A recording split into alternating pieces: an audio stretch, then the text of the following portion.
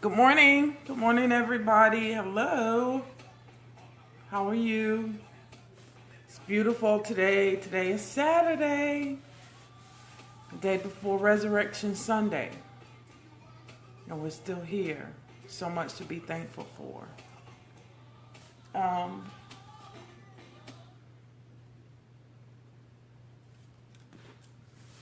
Waiting on you guys to build an audience. Thank you, Facebook. Hi, guys. I wanted to come on today. I hope you guys are doing okay. I hope you're doing fine. I hope you're having a blessed morning. It's still early here in New Orleans. Beautiful, sun shining. But I wanted to come on today and I wanted to talk to you ladies about, I've been having some inbox questions about the size of the tumors. Okay, it came out that my size of my tumor, I was a 0.7. That was less than 1 centimeter, meaning that it was really, really, really, really small, And the question was asked of me, why did I cut both my breasts off if my tumor was just small? Why didn't they just go in and just take out that itty bitty tumor? Size of your cancer play a part. It plays a part in how the doctors stage your cancer. Okay. But there's other elements to the breast cancer itself. The type of cancer that you have, whether or not it's hormone. Your hormones play a part in causing the cancer to grow, or the tumors in your body to grow. I mean, there's so many factors to your breast cancer that it's really a personal. Every individual is individualized. Everybody's cancer is different. It plays a part in your family history, the type of cancer you have, the size, and whether or not it's hormonal. Your hormones play a part in it. So everybody's different. No two people are not the same. Okay, it's just not. And whether it's different in how you treat the cancer, it's different in what treatment plans that or chemotherapy, radiation, masectomies. I mean, everything is different. Nobody is the same. Okay, and I can only speak for my case, so I'm gonna talk about my breast cancer. I had a tumor, like I said, itty bitty, 0.7 centimeters. It wasn't even a full centimeter. And what's so amazing about how I found my cancer, that's the part that really blows my mind. Okay, 47 years old, and I've given this testimony and I've given my story 100 million times. 47 years old, family history of breast cancer. My mom, her mom, first cousin, mother, sister, all had breast cancer. Okay, so I come from a family history of breast cancer. And some may ask, well, why didn't you go get your mammograms? Why didn't you do this before 47? Like a lot of black women, I'm no different. My family didn't talk about it. We knew that they had breast cancer, but they didn't make it a big deal. No excuses there. Hi, Portia. There's no excuses there. I was in denial. I was one of those who just thought, oh, it happened to them. It's not going to happen to me. That was my excuse. Was it a good one? Heck no. Of course it isn't.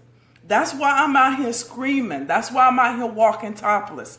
That's why I'm out here advocating to us women to talk about it. we need to know about this monster.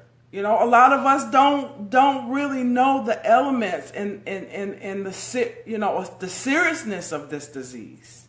You know, because we're walking around with blinders on. We're walking around in denial. We're in denial.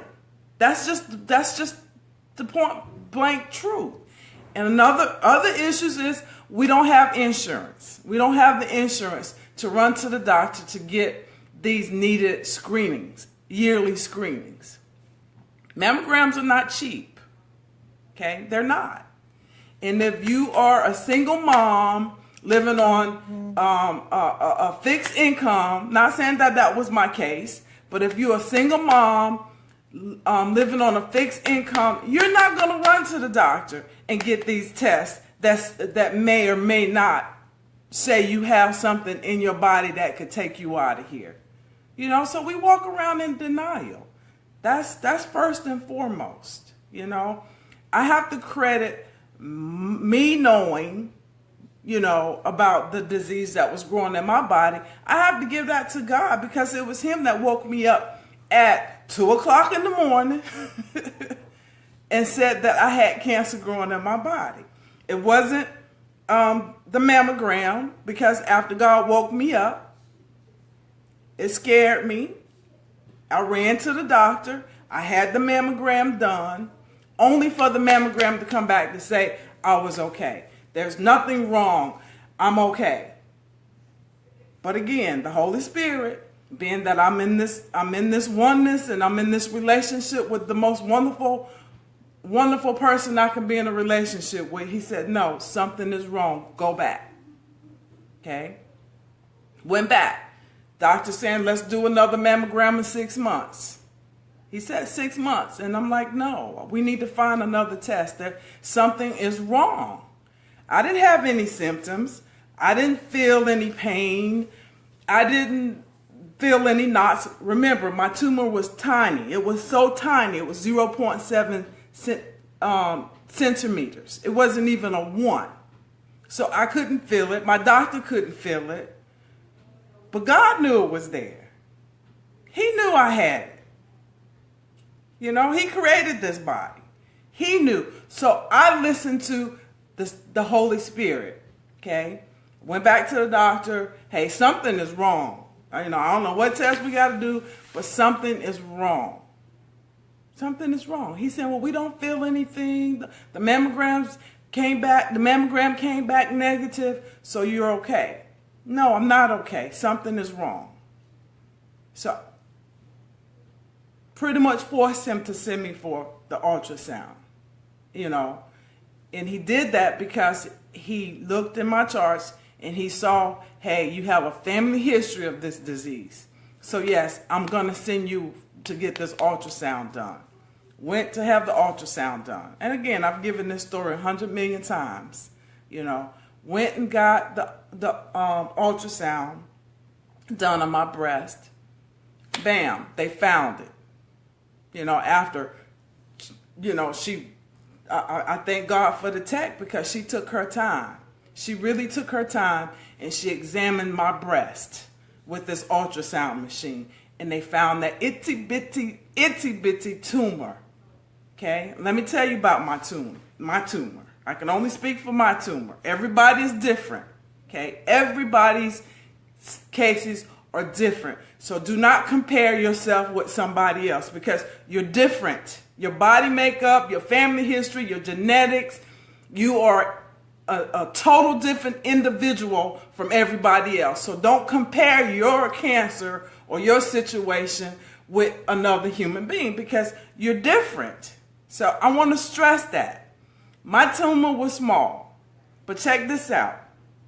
Doctor went in. Initially, we went in and we removed the tumor because it was so small. And I was going to be able to hold on to my breast. Okay? But sending it to pathology, it came back, you know, the type of cancer. So my doctor wasn't comfortable because of my family history and because of the type of cancer. He wanted to do more. Okay? He wanted to do more tests. So what he did was he did a test to see if dye test to see if any lymph nodes was involved. Bingo, lymph nodes was involved. So he went in, took out 6 of my lymph nodes, and the centennial lymph node came back positive for cancer.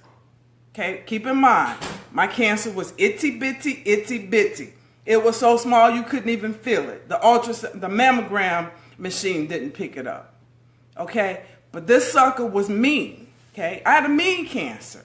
That's why my doctor said, no, I recommend a double mastectomy. Okay, no, this cancer is small.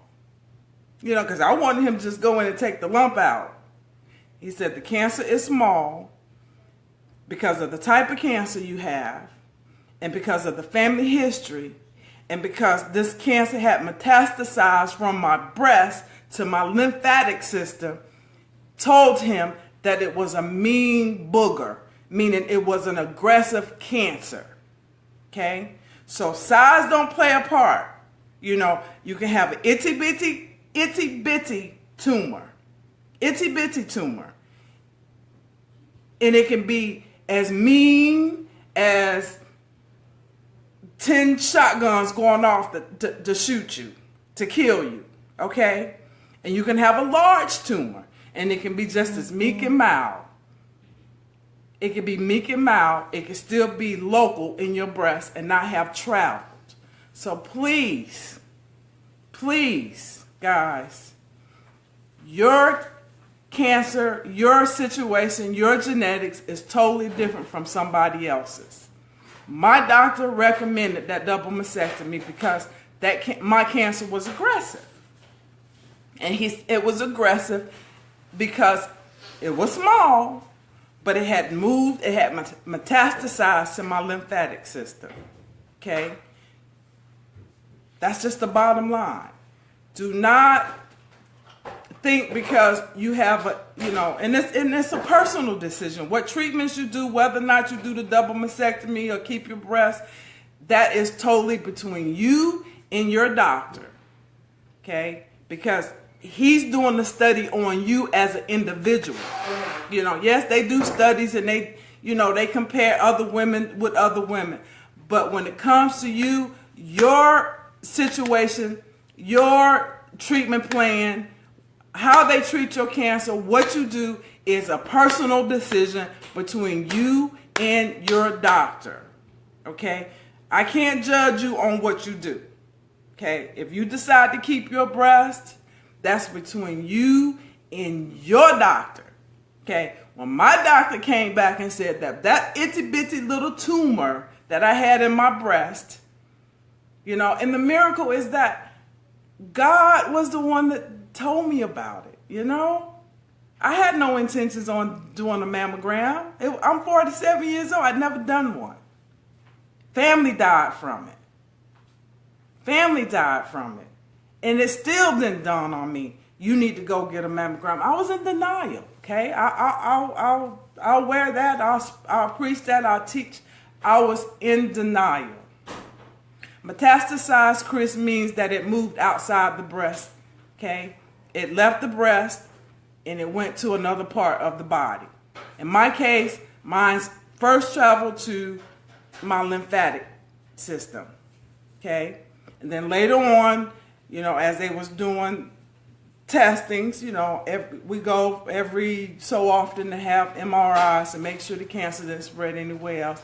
Then I had spots on my lungs and I had spots on my liver, okay? We didn't do the biopsy to find out if it was cancer. My doctor decided, hey, we're going to treat it as if it's cancer. Okay? So it doesn't matter. Size does not matter. You can have an itty bitty one like mine and it travels. It travels. Or you can have a large one and it's just as meek and mild. Size doesn't matter. In fact, I had a friend that I befriended on Facebook, and she was fighting breast cancer. She didn't even have a tumor. She had what they call inflammatory breast cancer, where there was no tumor. And she died. She died. So do not let anybody downplay your cancer based on the size of it, because there's more to it than just the size when the doctors are sitting down with you and giving you your options. The size of the tumor is just that. It just tells them what size it is. It doesn't tell them how aggressive, how mean, or how meek, or how mild your cancer is. Everybody is different, okay? And I thank God, I deem me a miracle.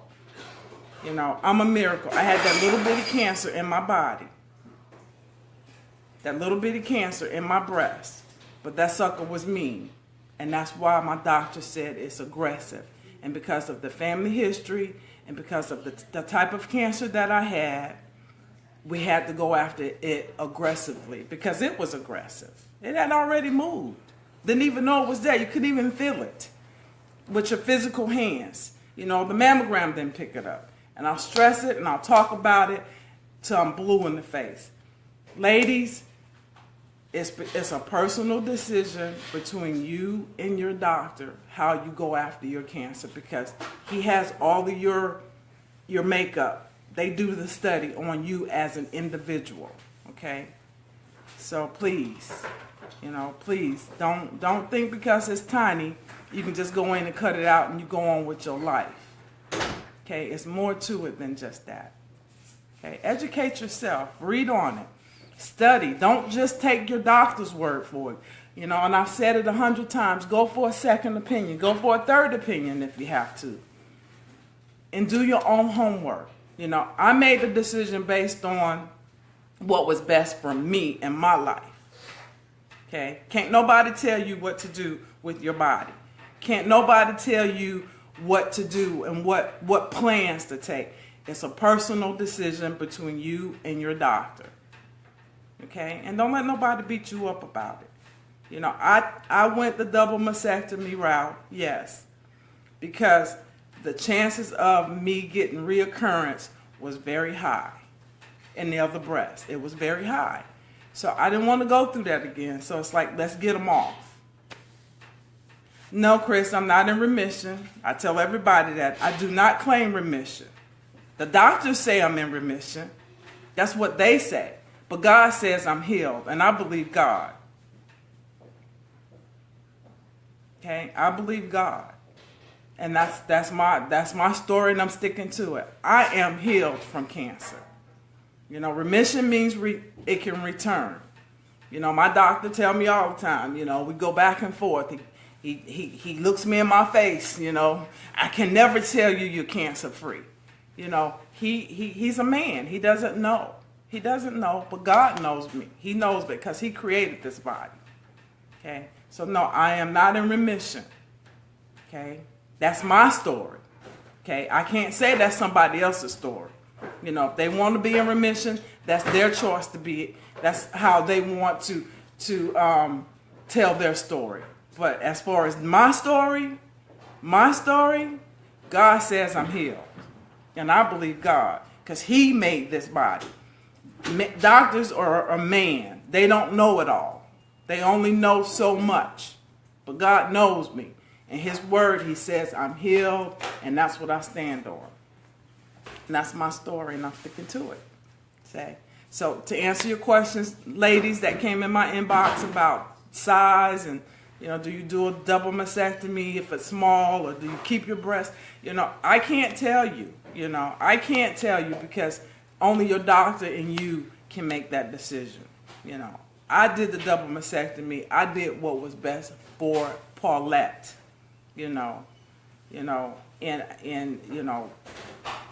Cancer was trying to kill me. My breast, they tried. So it's like they had to go. They had to go. And that's it. So if you guys have any more questions, please shoot me in the inbox. I'm not saying that I know it all. I can only tell you my story.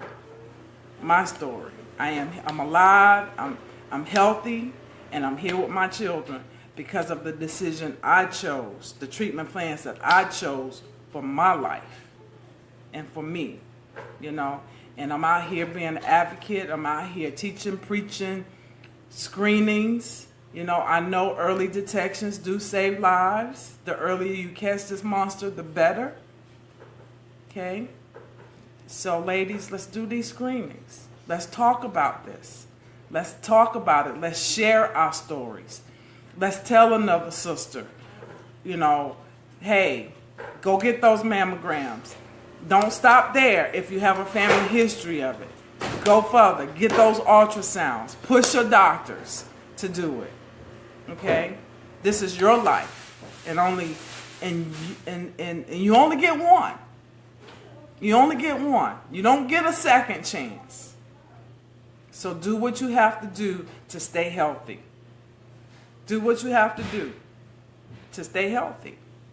You come first. No, you. Because you gone, then you can't help nobody. You can't help your children. You can't help your sisters. You can't help your friends. You can't help nobody if you're 6 feet under.